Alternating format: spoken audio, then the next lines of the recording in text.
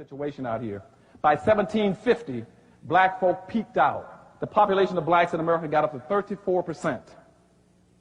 And then the white society got very scared with that. They said, with that kind of number in this country, there's a possibility that blacks might get together with Indians. So then in every treaty that whites were signing with Indian treaties, they put an incentive in there for the Indians to turn against black folk. They say every time you catch a black, you're to turn him in. And they would pay an Indian $20 on average to chase down an escaped runaway slave, to track him in the woods and bring him back to his plantation. And because of that, Indians in America allied with the white dominant society. And I keep hearing blacks bragging about the fact how much Indian blood they got. Indians were not your friends in history. They were not your friends. And I don't mean to put the Indians down. Indians got special problems. I'm not putting anybody else down. I'm not going to put the Hispanics down. I'm going to tell you the truth.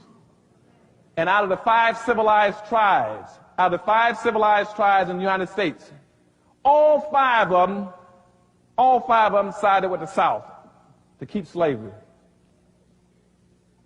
In a 20-year period between 1840 and 1860, the biggest killers of blacks in America were Indians.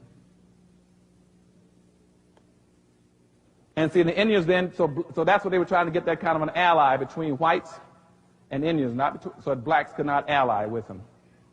And that's why every civilized tribe was a slave trader. Indian tribe was a slave trader and a slave owner.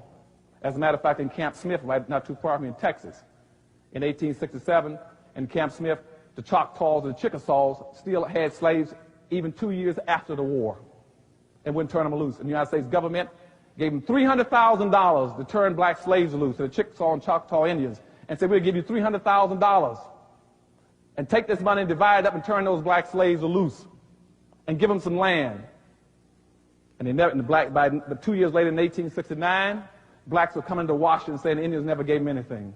And to this day, blacks never got a penny from the Indians. So what I'm saying is everybody has been against blacks because we've never been united. But so when I leave here after today, I want you all to be together, okay?